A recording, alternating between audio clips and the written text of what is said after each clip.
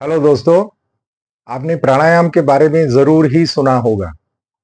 प्राणायाम एक योग का अष्टांग योग का एक महत्वपूर्ण पार्ट है, लेकिन इसको डायरेक्ट शुरू नहीं किया जा सकता, क्योंकि शरीर को हमें पहले साधना होता है यम नियम आसन और प्रत्याहार के द्वारा। उसके बाद हम प्राणायाम कर सकते हैं, और इसके लिए बड़ी कंडीशंस हैं। प्राणायाम का अर्थ होता है, प्राण कहते हैं सांस को, सांस का आना और जाना, श्वास प्रश्वास की क्रिया को हम प्राण कहते हैं। और आयाम कहते हैं कंट्रोल्ड, यानी कंट्रोल्ड वेरिएशन ऑफ ब्रीदिंग जो है उसको हम प्राणायाम कहते हैं।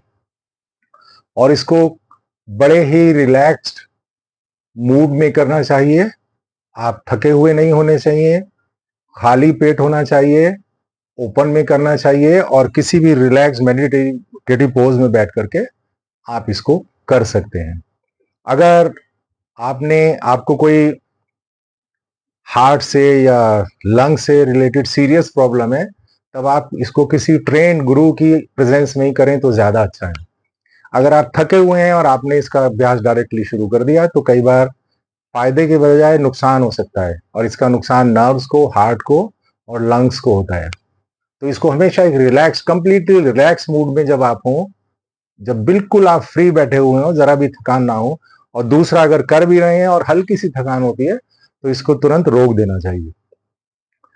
तो देखिए, प्राणायाम से हमारी जो नेजल कैविटी है, मेम्ब्रेन्स है, थ्रॉट है, हार्ट है, लंग्स, नर्व, सारी की सारी चीजें इसमें, और डायफ्रेम हमारा, ये सब पार्ट जो है इन्वॉल्व होते हैं।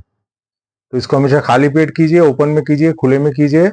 और अगर एक पूरा आप योगा का सेशन कर रहे हैं, तो आपने नेचुरली पहले आसन वगैरह करने हैं स्टैंडिंग पोजीशन में, फिर सिटिंग डाउन में, फिर लाइंग डाउन में।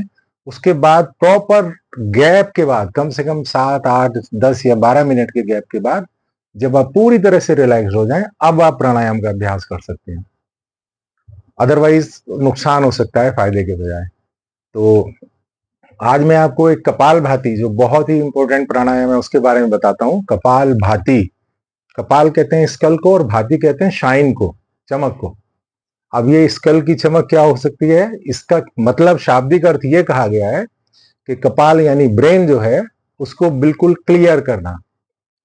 और इसको कई तरह से हम कर सकते हैं, मैं आपको बताता हूं। इसको बैठ के भी किया जा सकता है और खड़े होकर भी किया जा सकता है।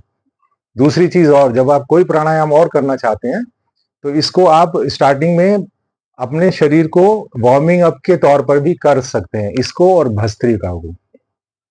और इसमें एक्सलेशन पे जोर दिया जाता है।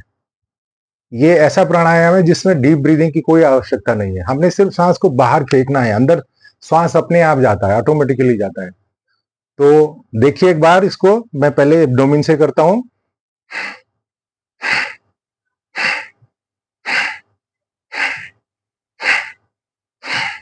इसको कम से कम 30 टाइम्स कीजिए, और धीरे धीरे इसका समय बढ़ाते चले जाइए।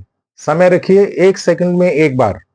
तो 1 मिनट में 60 टाइम्स जब आप करने लगेंगे, तो आप में काफी परफेक्शन आ जाएगी। ये हमने लोअर पार्ट के, लंग के लोअर पार्ट के लिए किया। मिडिल पार्ट के लिए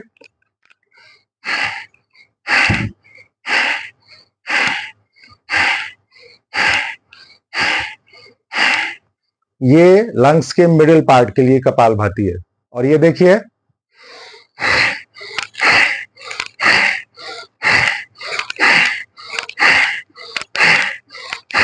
लंग्स के अपर पार्ट के लिए कपाल भाती का अभ्यास है। अगर आप इसको स्टैंडिंग पोजीशन में कर रहे हैं, तो कैसे करते हैं?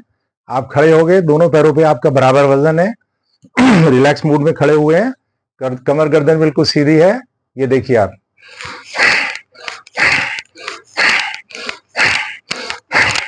ओके, देन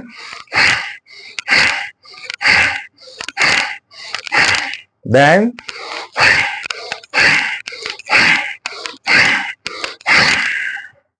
इतने वेरिएशन के साथ कपालभाति को किया जा सकता है।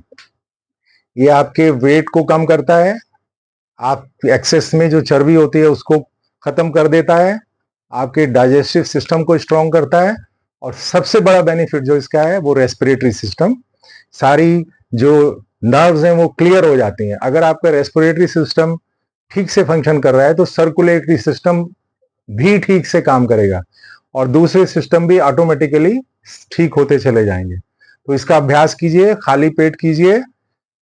बैठकर भी आप 3 तरह से कर सकते हैं, लोअर पार्ट के लिए, मिडिल पार्ट के लिए, अपर पार्ट के लिए, और स्टैंडिंग पोजीशन में भी इसको किया जा सकता है। And this is wonderful. जब आप इसको करते हैं तो करने के बाद कुछ देर के लिए शव आसन में आराम से लेट जाइए, शरीर को बिल्कुल ढीला छोड़ दीजिए और जब तक आपका मन करे लेटे रहिए। उसके बाद जब भी उठना हो तो हाथ पैरों को धीरे धीरे हिलाकर और राइट करवट लेकर राइट करवट से उठ करके बैठ जाइए। अब आप अगले 23-23.5 घंटे के लिए आपका शरीर पूरी तरह से फ्रेश रहने वाला है, आपको कोई प्रॉब्लम होने वाली नहीं है। तो इसको शुरू कर दीजिए आप, और जितना समय करते जाएंगे परफेक्शन आती चली जाएगी, बॉडी में ब्रीदिंग का रिदम बनता चला जाएगा, उतना आपको बेनिफिट होगा। ओके दोस्तों, थैंक यू।